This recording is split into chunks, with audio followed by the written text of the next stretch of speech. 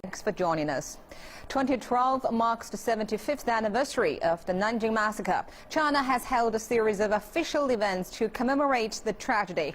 Bill Guttentag is an Oscar-winning documentary and feature film director. His 2007 documentary, Nanking, tells the story of the Japanese invasion. The film features deeply moving interviews with Chinese survivors, chilling archival footage, photos of the events, and testimonies of former Japanese soldiers. Bill Guttentag sat down with our correspondent Wu Hanying to talk about the film and the Nanking Massacre. Welcome, director. Can you tell us what had inspired you to make the film Nanking 2007? Well, the reason I wanted to make the film is I had read Iris Chang's book, and in the cover of Iris Chang's book it says Nanking, the Forgotten Holocaust.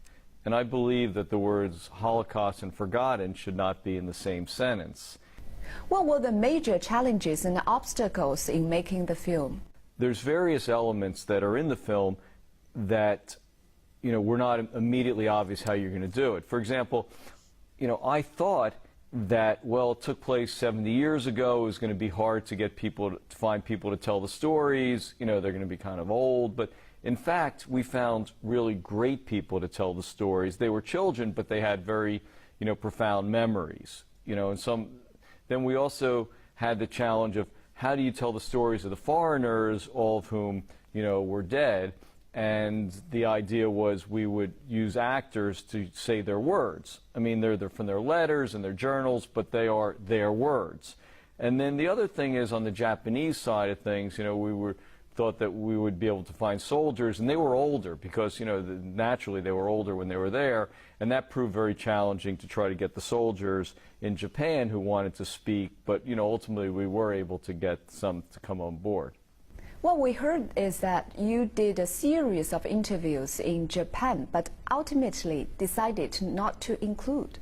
Well, we did a series of interviews. We used soldiers that we had found, and some of those interviews were, completely interesting. I mean, I expected so many people to talk about how badly they felt all these years later. It was one of the things that surprised me, that people didn't say this. I mean, things are surprising to you. And then we interviewed a number of people in Japan, and Japan has these sort of Nanjing deniers, and in other places like in Germany, for example, the Holocaust deniers are sort of the very sort of fringe crowd, but in Japan they're sort of mainstream people. Like one of the people we interviewed was the governor of Tokyo, Ishihara, and he's someone who is, I guess he says, well, the Chinese say 300,000 people were killed. Well, we say it's like, 1,200, and even that's an exaggeration.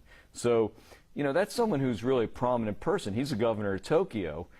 How did you find the audience's reaction to the film around the world?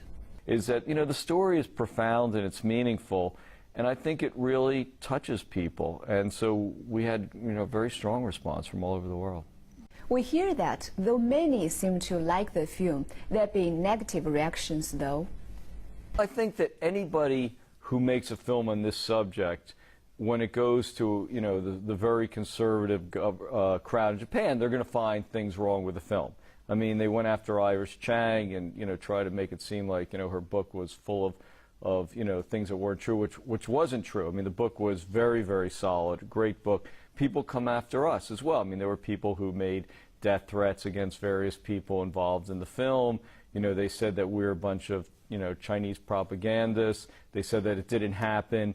But, the fact of the matter is, this is something that happened.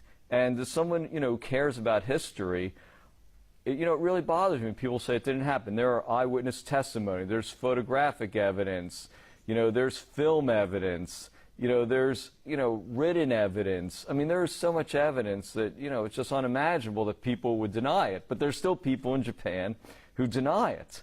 Look, I think there's a very famous quote which says, those who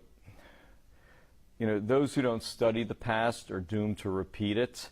So I think that, our focus on it should be remembering, the past and remembering the victims. I mean, you have to remember, this was in 6 weeks, the Japanese, army, killed hundreds of thousands of people, and raped tens of thousands of women and girls.